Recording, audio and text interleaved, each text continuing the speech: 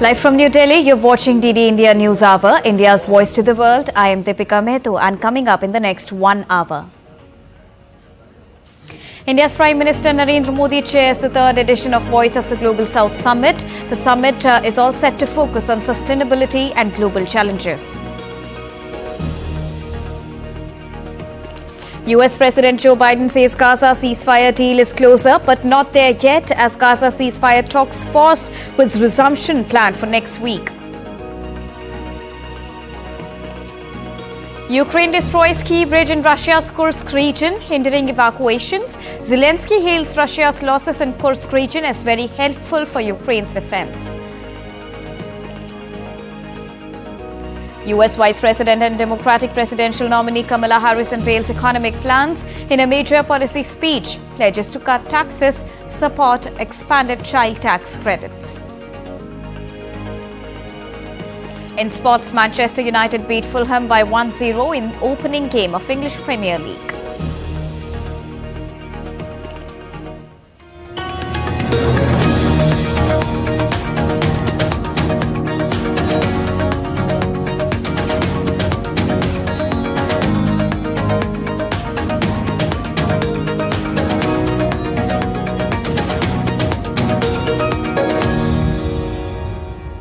India is all set to host the third Voice of Global South Summit on the 17th of August virtually. The theme of the summit is an empowered Global South for a sustainable future. It envisages bringing together countries of the Global South.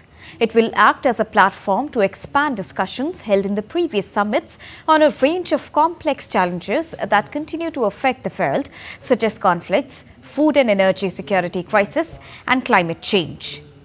The inaugural session would be at head of state and government level and will be hosted by Prime Minister Narendra Modi.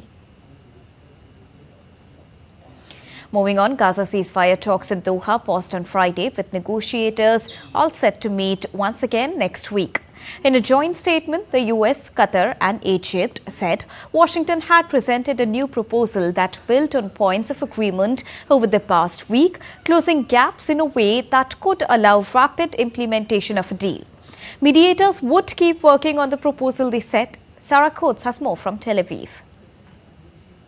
Certainly appears as though progress has been made, although these mediating parties say gaps still remain, but it does remain unclear as to what these gaps actually are. But certainly what we can expect throughout the next week are these mediating parties to once again come together and really try and get this deal over the line. Now, we do have a statement from Qatar, the United States and also Egypt. It says that both sides were presented with a proposal that narrows the gaps between the parties while being consistent with the principles laid out in the plan presented by President Biden in May.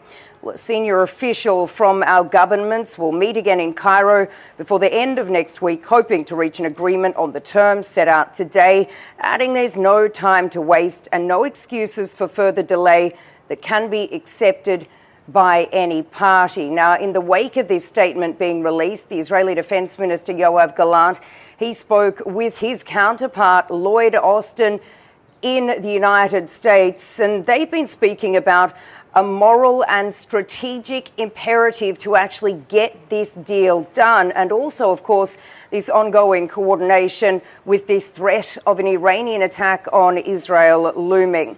Now, what we can expect over the coming days is the US Secretary of State Antony Blinken to make yet another wartime visit to the Middle East. He's understood to be visiting Qatar, Egypt, and then also landing here in Tel Aviv.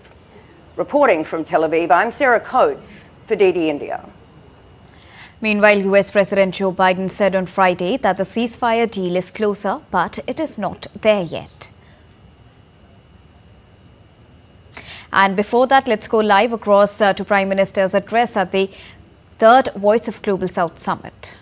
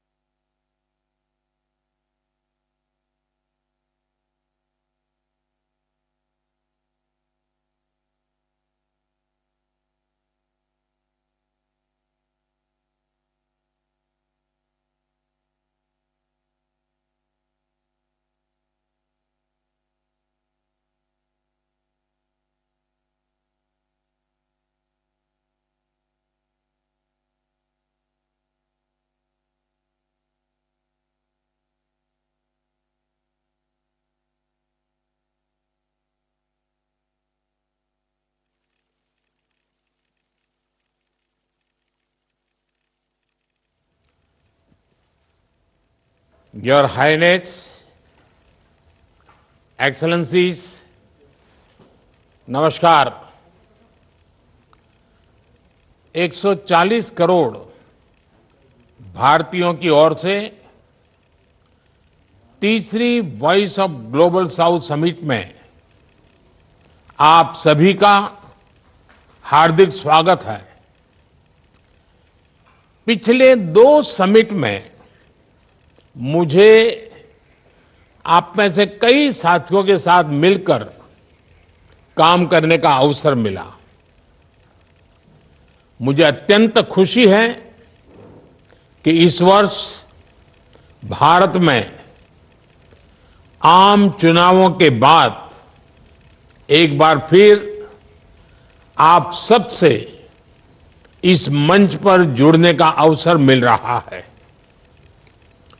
Friends, 2022 में जब भारत ने G20 अध्यक्षता संभाली तो हमने संकल्प लिया था कि हम G20 को एक नया स्वरूप देंगे।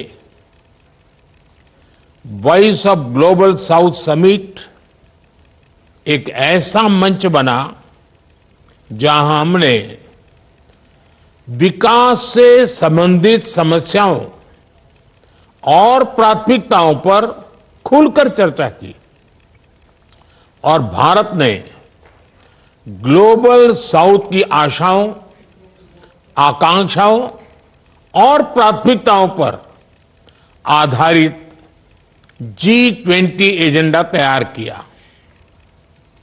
एक समावेशी और विकास केंद्रित अप्रोच से G20 को आगे बढ़ाया।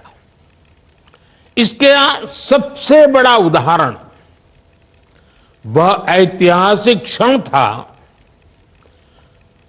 जब अफ्रीकन यूनियन ने G20 में स्थायी सदस्यता ग्रहण की।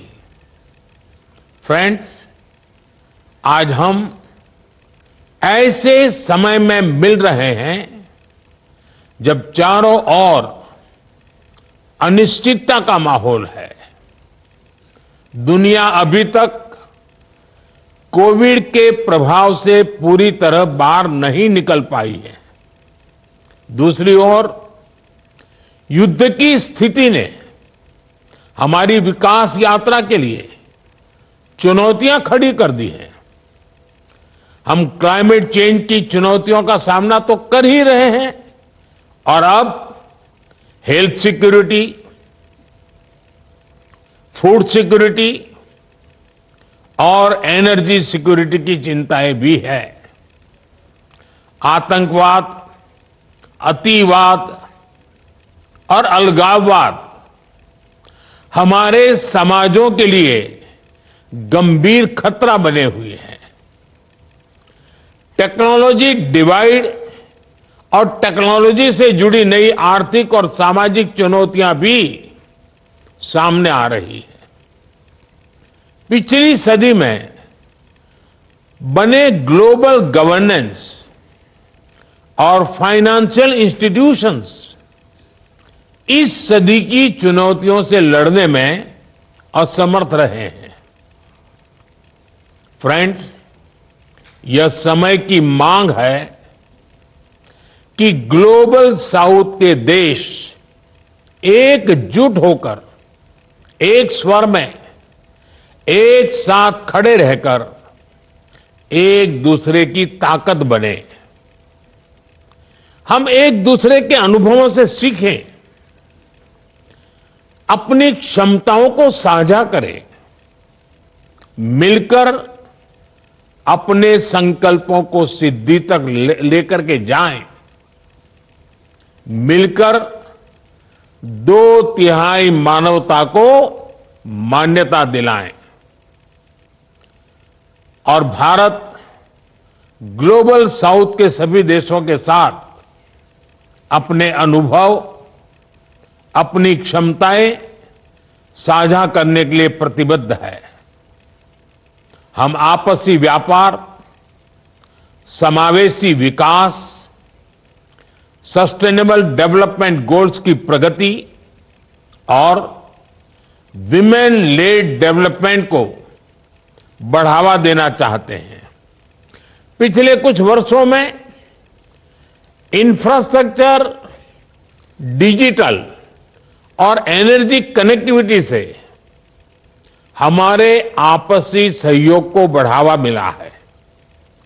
मिशन लाइफ के अंतर्गत हम न केवल भारत में बल्कि पार्टनर देशों में भी रूफटॉप सोलर और रिन्यूएबल पावर जनरेशन को प्राथमिकता दे रहे हैं।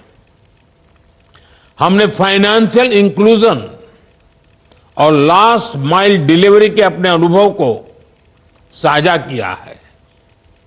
ग्लोबल साउथ के विभिन्न देशों को यूनिफाइड पेमेंट्स इंटरफेस यानी यूपीआई से जोड़ने की पहल की है। एजुकेशन, कैपेसिटी बिल्डिंग और स्किलिंग के क्षेत्र में हमारी पार्टनरशिप में महत्वपूर्ण प्रगति हुई है। पिछले वर्ष global south young development forum की भी शुरुआत की गई और दक्षिण यानी ग्लोबल साउथ एक्सेलेंस सेंटर हमारे बीच कैपेसिटी बिल्डिंग, स्किलिंग और नॉलेज शेयरिंग पर काम कर रहा है। फ्रेंड्स, समावेशी विकास में डिजिटल पब्लिक इंफ्रास्ट्रक्चर यानी डीपीआई का योगदान किसी क्रांति से कम नहीं है। हमारी G20 अध्यक्षता में बना ग्लोबल डीपीआई रिपोजिटरी डीपीआई पर अब तक का पहला मल्टीलेटरल कॉन्सेंसस था। हमें खुशी है कि ग्लोबल साउथ के 12 पार्टनर्स के साथ इंडिया स्टैक साझा करने संबंधित समझौते हो चुके हैं। ग्लोबल साउथ में डीपीआई में तेजी लाने के लिए हमने सोशल इंपैक्ट फंड बनाया है। भारत इसमें $25 मिलियन का शुरुआती योगदान करेगा।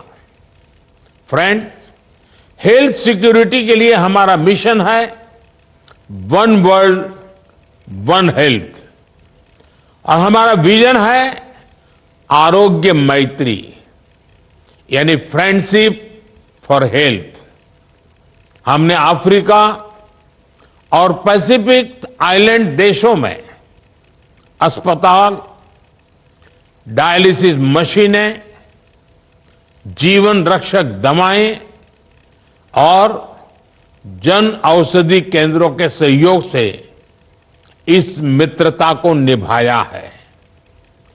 मानवीय संकट के समय भारत एक फर्स्ट रिस्पॉन्डर की तरह अपने मित्र देशों की सहायता कर रहा है। चाहे पापुआ न्यू गिनी में ज्वालामुखी फटने की घटना हो या कीनिया में बाढ़ की घटना, हमने गाजा और यूक्रेन जैसे कॉन्फ्लिक्ट क्षेत्रों में भी मानवीय सहायता प्रदान की है। Friend, voice of global south summit एक ऐसा प्लेटफॉर्म है जहां हम उन लोगों की आवश्यकताओं और आकांक्षाओं को आवाज दे रहे हैं जिन्हें अब तक अनसुना किया गया है। मेरा मानना है कि हमारी ताकत हमारी एकता में है और इस एकता के बल पर हम एक नई दिशा की ओर बढ़ेंगे। अगले महीने यूएन में समिट ऑफ द फ्यूचर हो रही है। इसमें पैक्ट फॉर द फ्यूचर पर बात चल रही है। क्या हम सब मिलकर एक सकारात्मक अप्रोच ले सकते हैं जिससे इस पैक्ट में ग्लोबल साउथ की आवाज बुलंद हो। इन विचारों के साथ मैं अपनी बात समाप्त करता हूं। अब मैं आप सभी के विचार सुनने के लिए उत्सुक हूं। बहुत बहुत धन्यवाद।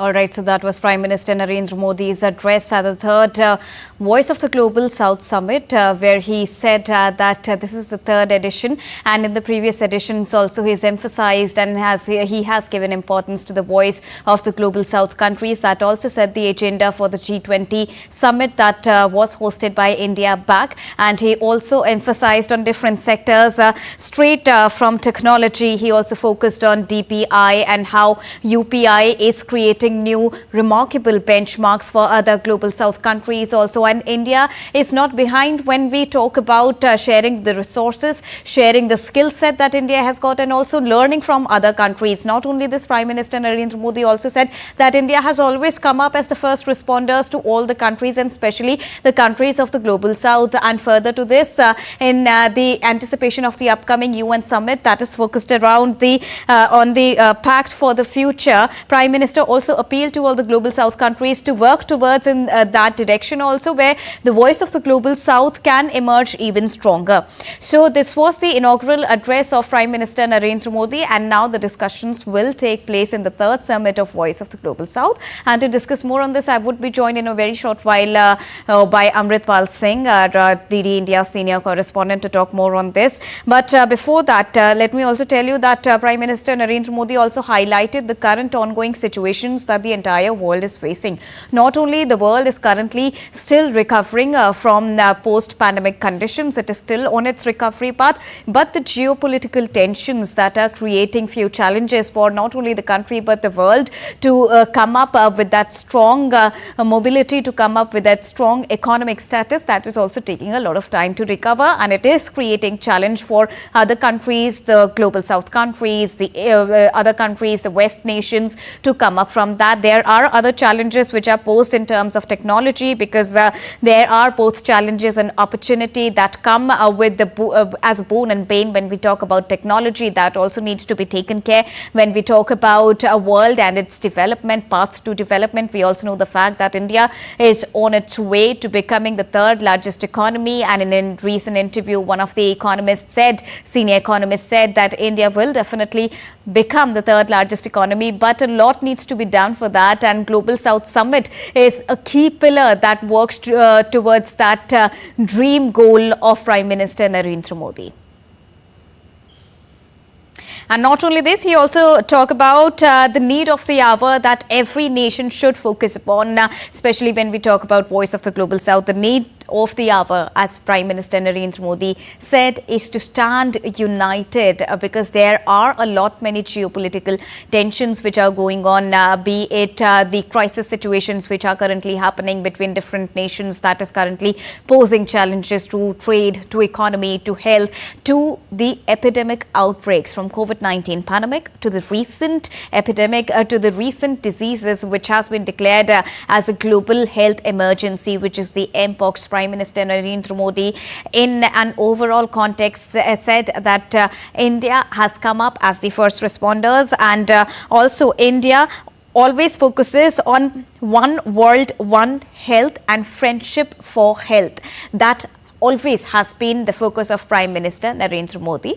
And to discuss more on this, to highlight more on this, I'm joined by DD India correspondent Amritpal Singh. Amritpal, we heard Prime Minister Narendra Modi addressing the inaugural session of the third Global Voice of the Global South Summit. What are the key priority areas that will be focused throughout the summit today, Amritpal? Well, the Prime Minister took on from where India had left at the second Voice of Global South Summit. Last year, India had organized two Voice of Global South Summit, again in the virtual format like today. Today, at the inaugural session of the Leaders' Retreat, the Prime Minister essentially said that the concerns and aspirations of the Global South have to be factored into the global governance architecture. He gave various examples of how India had taken a lead and taken up the suggestions and heard the voice of the 100+ countries of the global south and factored that into the G20 agenda. He says things haven't changed much from where we left last year because conflicts continue. Food security, energy security, health security remain key concerns. The world is marred by conflicts, and the global south in this has to come together and find solutions to the problems that afflict the world. He proposed. He talked about how Arogya Maitri, an initiative that India had launched to help the developing countries. He gave examples of how India, in the ongoing Israel-Hamas conflict, is sending aid to people of Gaza, humanitarian aid to people of Gaza, or even in PNG or Papua New Guinea after the volcano erupted. How India was acted as a first responder. So he says this needs to be institutionalized further. He spoke about various things because this Voice of Global South will have 10 ministerial meetings as well. So he said that open free trade between these countries where we build on each other's complementarities. India shares its expertise in, say, DPI or digital public infrastructure. He announced 25 million. He said that he announced a sustainable, social impact fund. A social impact fund where he said that India will contribute $25 million towards it. So he spoke about how at the upcoming UN summit these countries need to come together, and if they can put their collective weight in these global institutions and create and take forward the agenda which reflects the priorities of the global south. So essentially, these I would say that these are the key takeaways from Prime Minister's inaugural remarks at the opening session.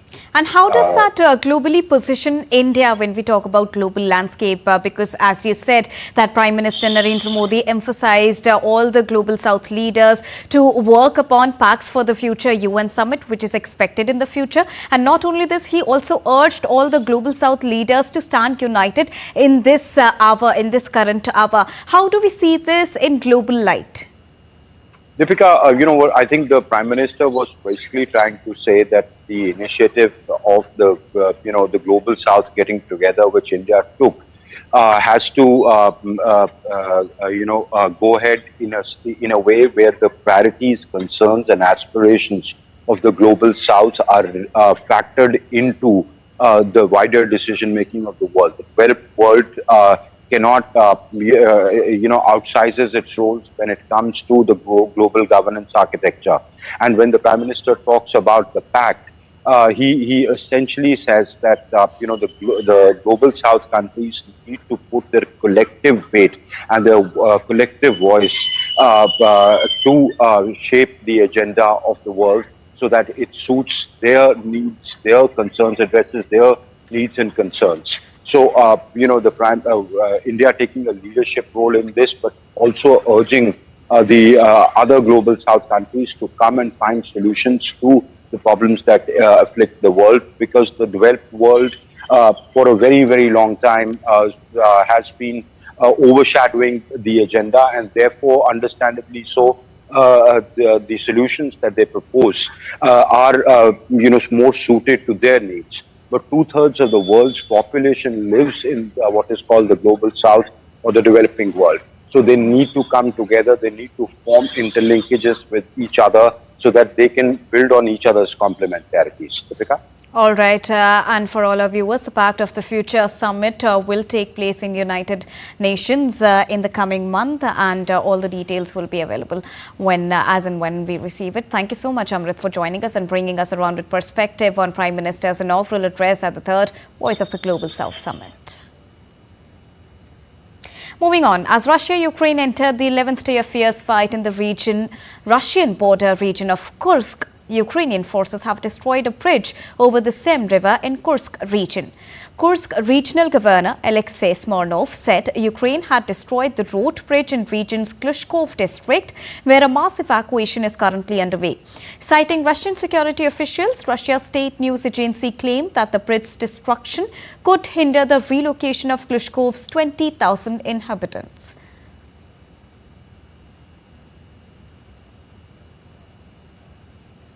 While Ukrainian President Volodymyr Zelensky said on Friday that Russia was suffering losses and that were very helpful for Ukraine's defense. There have already been several reports from Commander-in-Chief Syrsky on the frontline situation and our operation in the Kursk region. We see that the occupier is suffering losses, and this is beneficial, very beneficial for our defense. This includes the destruction of Russian army's logistics and depletion of their reserves. We must inflict maximum damage on all Russian positions, and we are doing so.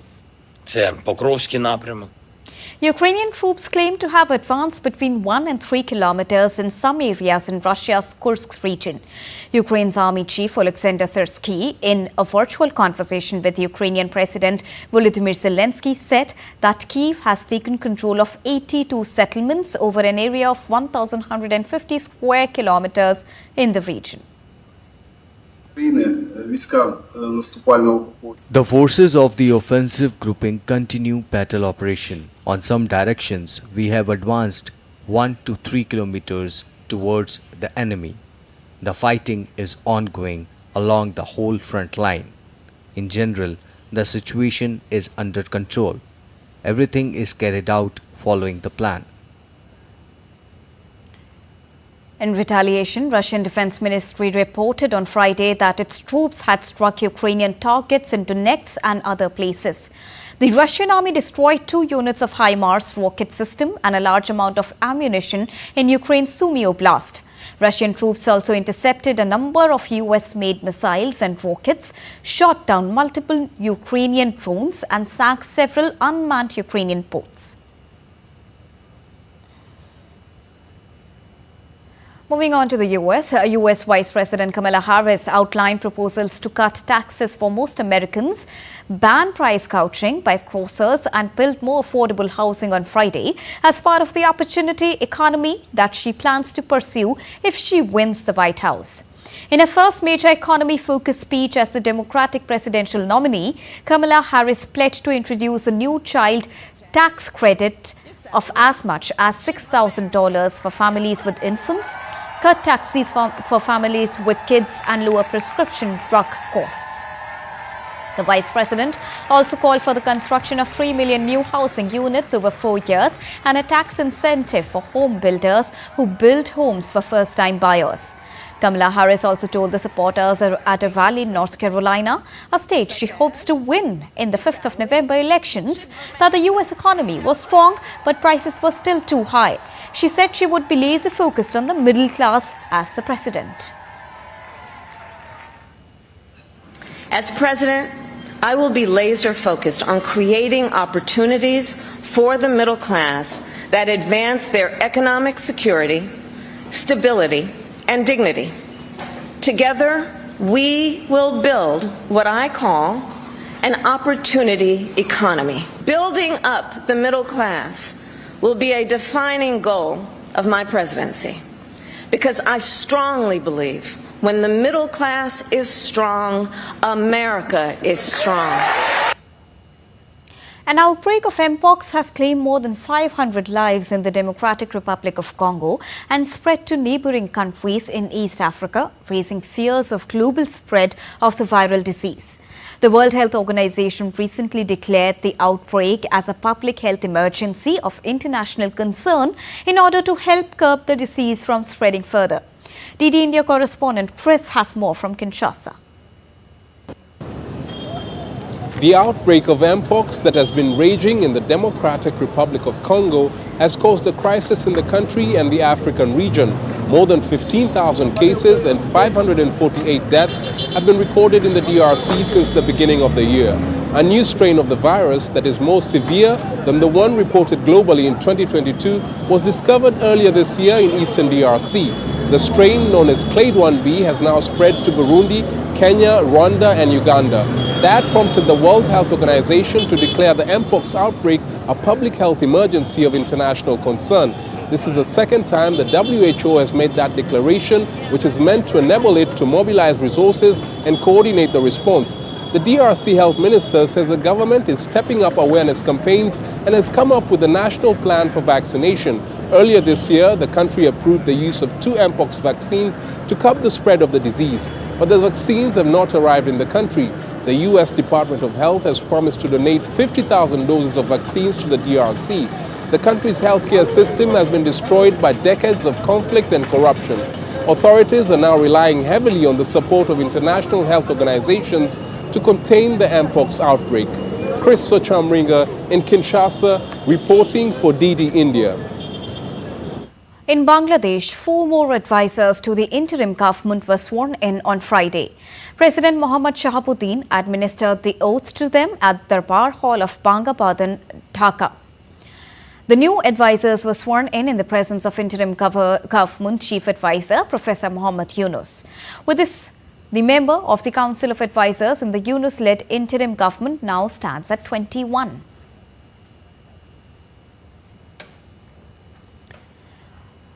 World's generation of electronic waste is rising 5 times faster than documented e-waste recycling. The report underlines that if countries could bring the e-waste collection and recycling rates to 60% by 2030. DD India's John Beaver has more from Bristol. E-waste is a growing problem. Globally, it's estimated the amount produced annually has almost doubled since 2010.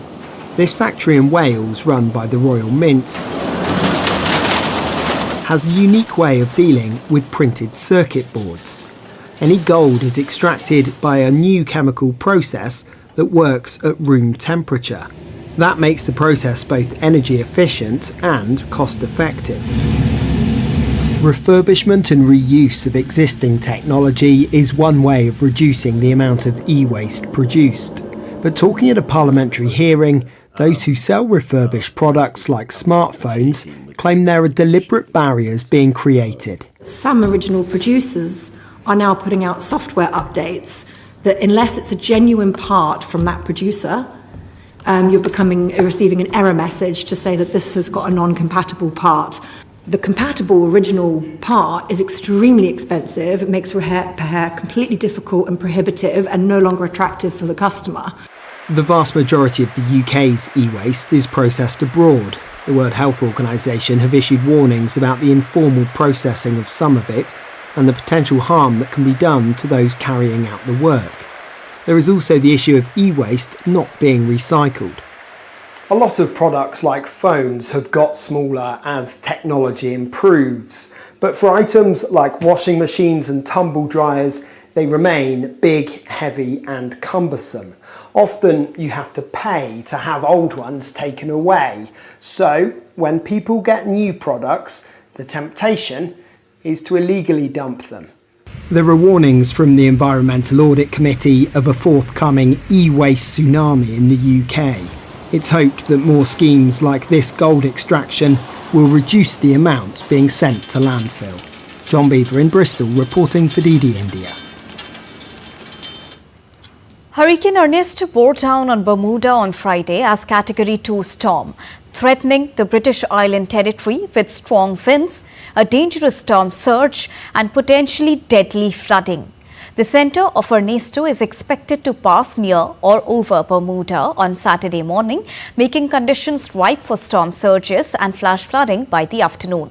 Ernesto moved southwest with gusts of up to 155 kilometers per hour. The hurricane has the potential of dumping up to 9 inches of rain.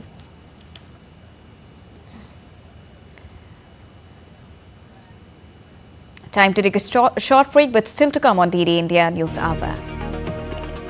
India felicitates Dominican Republic leader Luis Abinader.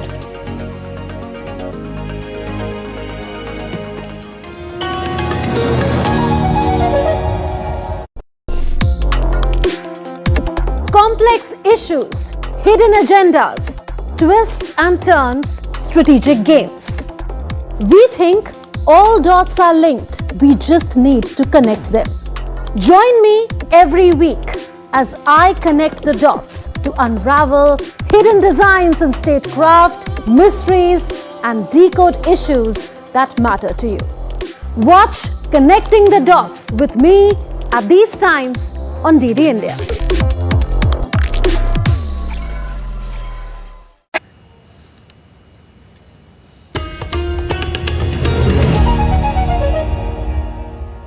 Welcome back. After that short break, you're watching DD India News Hour. Now, U.S. Deputy Secretary of State for Management and Resources, Prasar Bharati, is leading a delegation to Nepal and India to advance and support a prosperous, secure and resilient future for both the countries. During his visit to India from 17th of August, Deputy Secretary Verma will meet with senior government officials, climate leaders, aerospace academics and industry representatives. Discussions will be held on a range of issues including economic development, clean energy, climate action and STEM education. He will be joined in India by Senior Advisor to the President for International Climate Policy, John Podesta, and Deputy Secretary of the U.S. Department of Energy, David Turk. As Dominican Republic leader Luis Abinader assumed his second four-year term as the president on Friday, India's Union Minister of State for External Affairs, Pabitra Margareta, felicitated Luis Abinader. Margarita further said that India looks forward to work with Abinader and his government to further strengthen bilateral relations between Delhi and Santo Domingo. Now, amid the ongoing protest in Kolkata over the rape murder of a trainee doctor at R.G. Kar Medical College, doctors across the country held a candle march to show solidarity. All hospital services in India, except emergency care, are suspected on Saturday as doctors expand their protest. The nationwide strike called by the Indian Medical Association or IMA disrupted both government and private hospitals, cancelling outpatient services and treatments. And to discuss more on this, I'm joined by Kriti Vadhera, who's joining us from Delhi. Good morning, Kriti.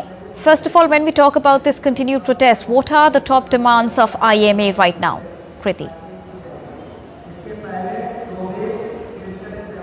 Well, good morning, Deepika, and to tell you that I'm standing at RML Hospital. It's a government hospital in New Delhi, and since this heinous crime which took place in Kolkata, since then only the resident doctors, the senior and junior doctors have been protesting here. Massive agitations we have witnessed here from last 4-5 days, and since today morning itself, early morning, right behind me are the doctors, the resident doctors who are sitting, and they have been sloganeering, they have been demanding for the justice of the doctor who was raped and murdered in Kolkata. So this is the scenario nationwide today. And when it comes to IMA and its the demands IMA has made, let me just brief you. There was a press release by IMA last evening, and there are 5 major demands. I would like to read it out for you quickly.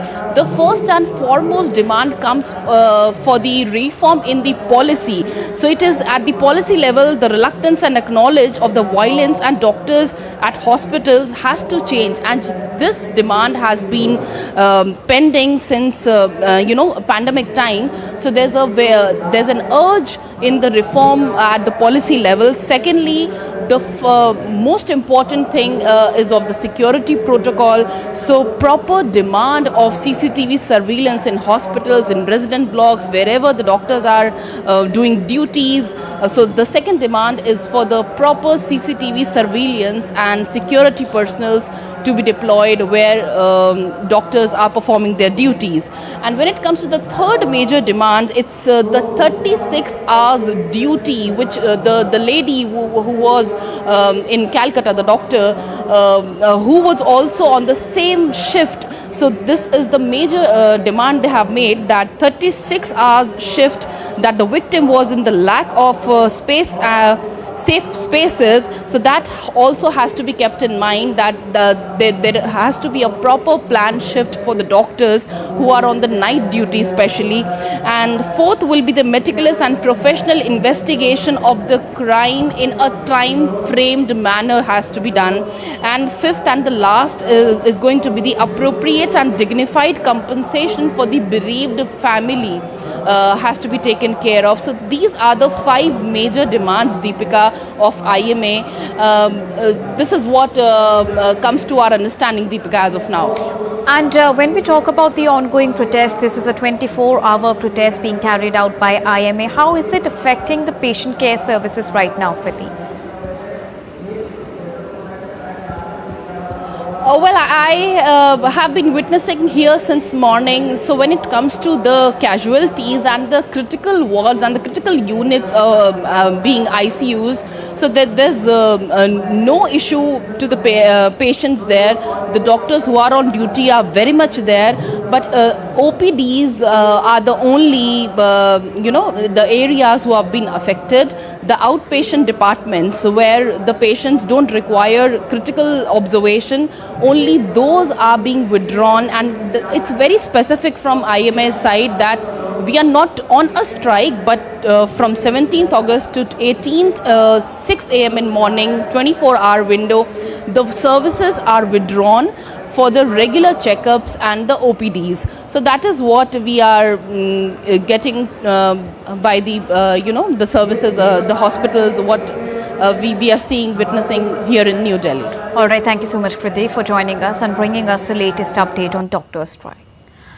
Moving on, Sabarmati Express 19168 going from Varanasi to Ahmedabad derailed at the holding line ahead of Govindpuri. Immediately after the incident, top officials of railways, police and fire department reached the spot and started relief and rescue operations. No passenger, however, has been reported injured in this accident. Railway teams reached the spot and they are currently working to bring the coaches back on track. A team of railway experts have started investigation to find out the cause of the accident. India's Minister of Railways, Ashwini Vaishnaw, confirmed there were no injuries reported due to the incident. On social media platform X, he said, and I quote a statement here, "The engine of Sabarmati Express Varanasi to Ahmedabad hit an object placed on the track and derailed near Kanpur at 2:35 a.m. as per Indian Standard Time today. Sharp hit marks are observed. Evidence is protected. IB and QP police are also working on it. No injuries to passengers or staff. Train arranged for passengers for onwards journey to Ahmedabad," unquote. So this is the latest update on train derailment case.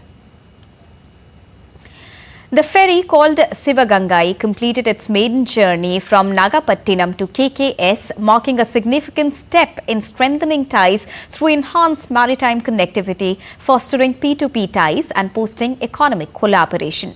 The passenger ferry service between India and Sri Lanka has resumed on Friday.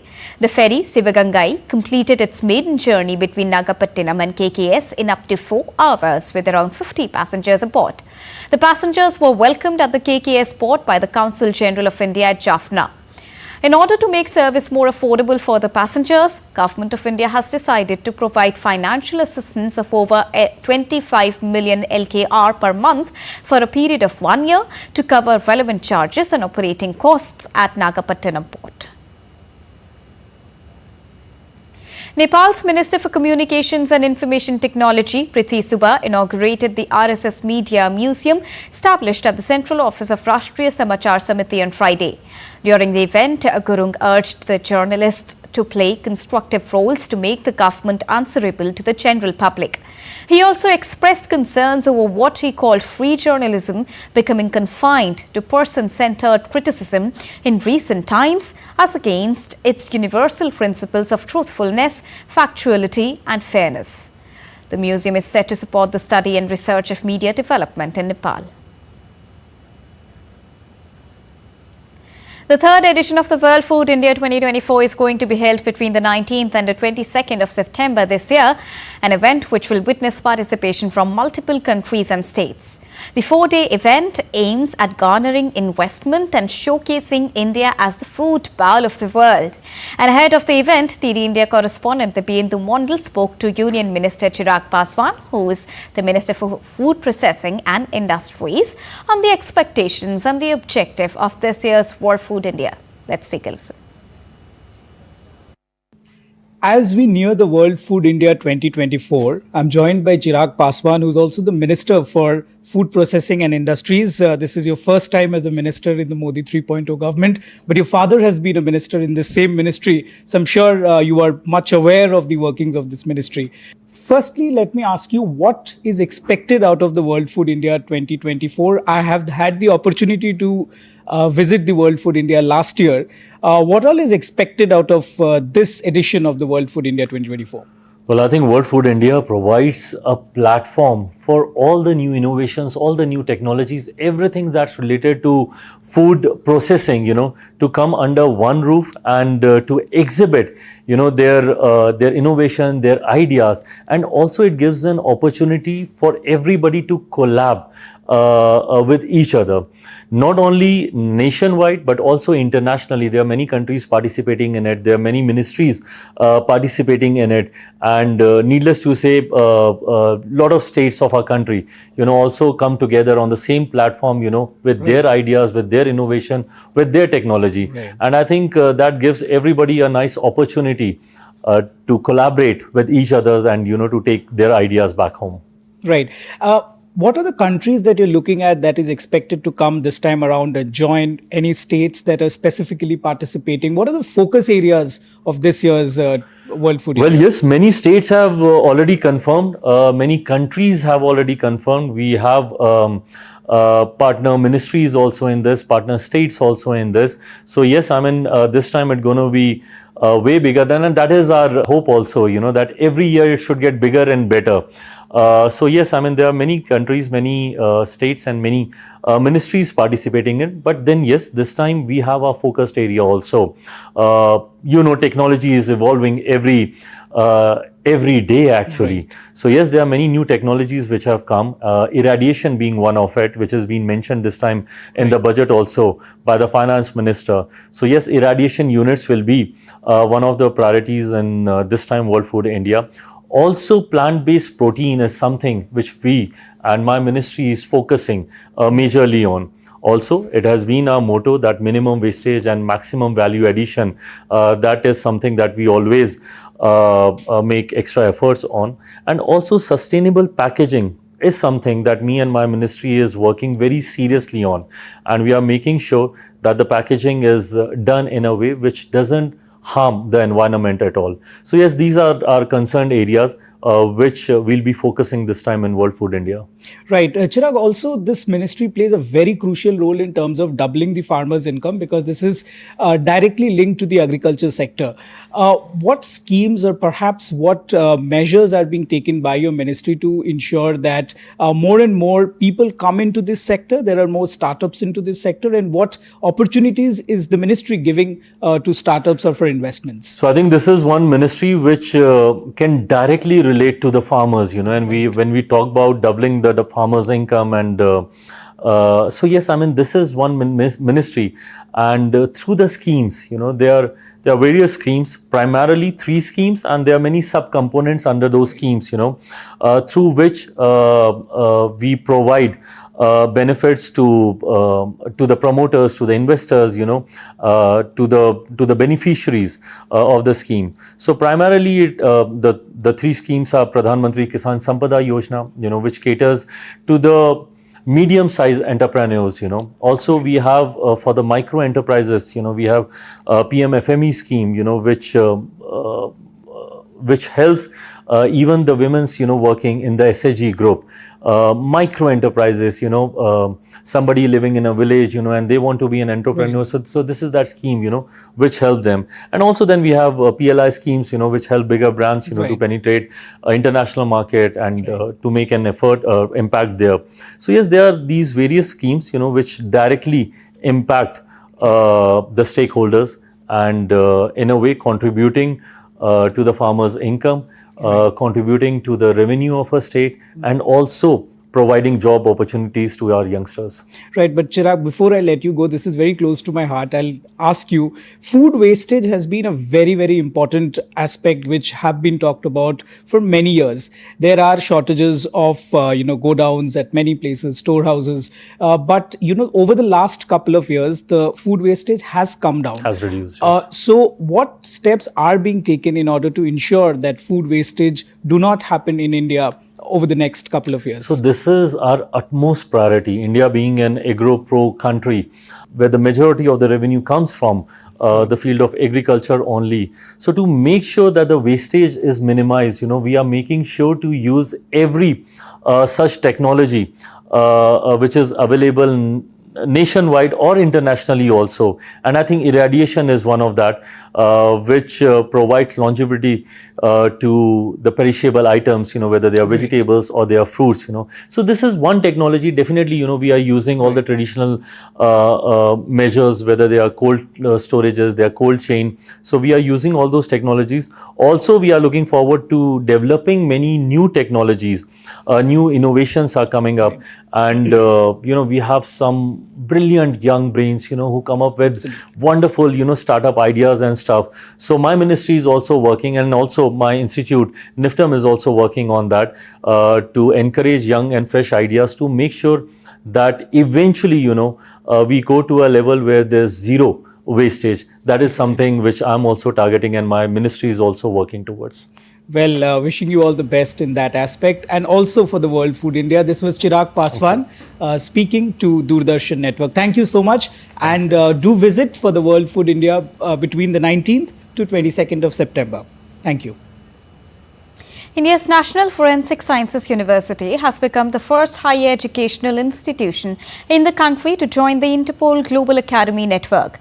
Launched in 2019 by Interpol's Capacity Building and Training Directorate, the network focuses on enhancing policing capabilities.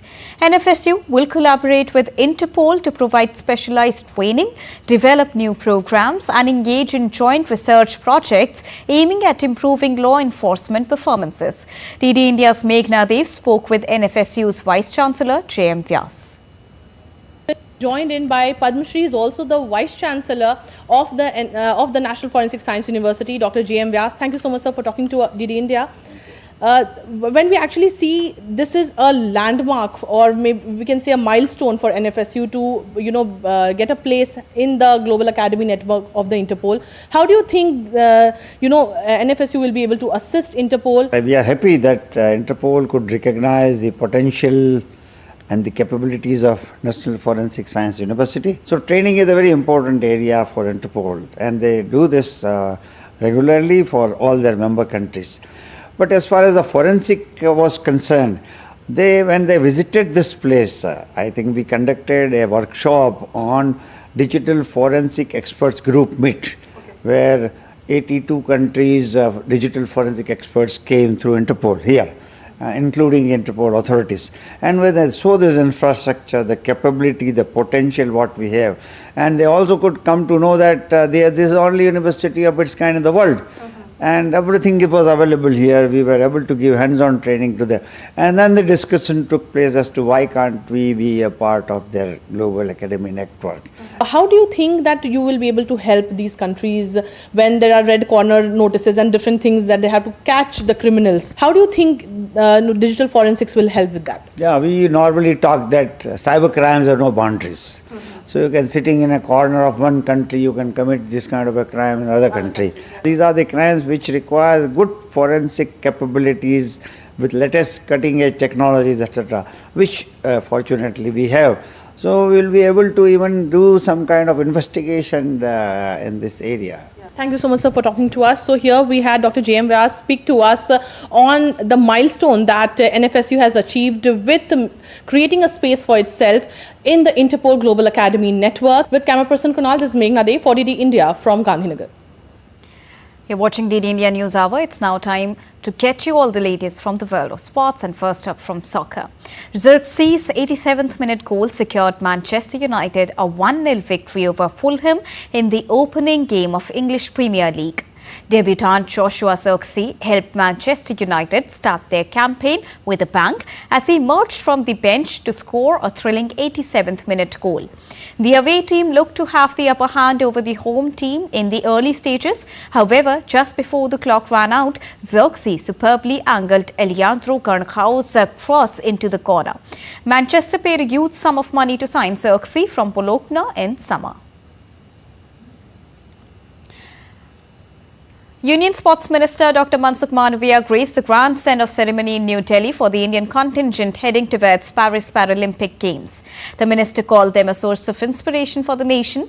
Now, with the largest contingent ever and robust backing from the government, Indian athletes are poised not just to participate, but also to excel at the upcoming Paralympic Games. The Paralympic Committee of India held a grand send-off committee in Delhi for the Indian contingent heading to the Paris 2024 Paralympic Games. The event was graced by Union Sports Minister Dr. Mansukh Mandaviya, who expressed pride in athletes, calling them a source of inspiration for the nation. लेकिन आपने हमेशा माना होगा कि सब लोग सब कुछ कर सकते हैं। यही हौसले के साथ आपने खेला होगा, तब जाके आज के इस अवसर में आप उपस्थित रह पाए हैं।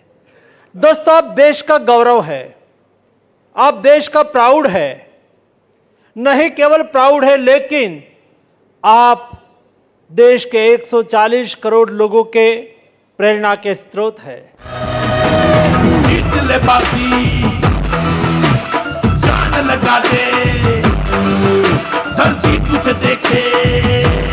During the ceremony, the anthem Macha Dhoom was unveiled, setting the tone for the games. Union Minister of State for Youth Affairs and Sports, Raksha Kadse, also attended the send-off ceremony, voicing confidence in the abilities of the para-athletes. जब भी हम हमारा जो life structure है या हम जैसे youth है जो काफ़ी दिक्कत मतलब अपने अपने लाइफ में स्ट्रगल करते हैं, लेकिन कई बच्चे रुक जाते हैं या कोई गलत डिसीजन लेते हैं। जब आपकी जर्नी हम देखते हैं कि आप इतने डिफ़िकल्ट इसमें भी या इतने जो भी आपकी जर्नी है उस जर्नी में आप कितना अचीवमेंट कर रहे हो, तो आप सबकी जर्नी हम सब के लिए काफ़ी प्रेरणादायी हमेशा से रही है। Tokyo Paralympic gold medalist Sumit Antil praised the improved facilities provided to Indian athletes. ये बात बिल्कुल जायज़ है कि सुविधाओं में कोई भी कमी एथलीट को अभी महसूस नहीं हो रही है। We have world class facilities और मेरे होम टाउन में जैसे साई सोनीपत में एक अलग से जेवलिन ट्रैक भी है हमारे लिए और वे ट्रेनिंग की भी काफ़ी अच्छी फैसिलिटीज़ हैं। तो उम्मीद है सर कि आने वाले टूर्नामेंट्स में काफ़ी अच्छा फ़ायदा देखने को मिलेगा हम उस चीज़ को। The send-off ceremony highlighted India's growing commitment to para-sports. With the largest contingent ever and robust backing from the government, Indian athletes are poised not just to participate but to excel at the Paris 2024 Paralympic Games. Narayan Singh's report for DD India. Olympic medalist P.R. Srijesh landed in Kerala and got a heroic welcome. The legendary goalkeeper received a grand reception in Kochi, Kerala, after clinching a bronze medal at the recently concluded Paris Olympics. P.R. Srijesh walked out from Cochin International Airport in blue and white India t-shirt and the bronze medal hanging from his neck. He was welcomed by legislators, officials from Kerala State Sports Council and Kerala Olympic Association. After shaking hands with everyone, he proceeded to UC College, Aluva, where a public felicitation was arranged for him. The series of receptions and felicitations ended at his home in Palikada at night. Now, Sri Lankan wicketkeeper batter Niroshan Dickwella has been suspended by Sri Lanka cricket following allegations of anti-doping violations during the recently concluded LPL. Dickwella, who has previously been summoned for poor disciplinary record, is said to have failed a doping test held in line with the World Anti-Doping Guidelines during the Lanka Premier League. Sri Lanka Cricket in a statement stated that the suspension is effective immediately and will run remain until the further notice. Sri Lanka Cricket with Ministry of Sports and SLADA conducted these tests randomly to safeguard the sport against anti-doping violations. That's all for this edition of DD India News Hour, but do let us know your thoughts on the news of the day. For those on the go, you can get all the latest news and updates from India and across the world on DD India mobile app. The app is available on both Android and iOS platforms. Scan the QR code on the screen to download it right now. We'll be back with more news as it breaks here on DD India. I'm Deepika Mehto, and from all of us here in Delhi, thank you so much for watching DD India News Hour. Namaskar.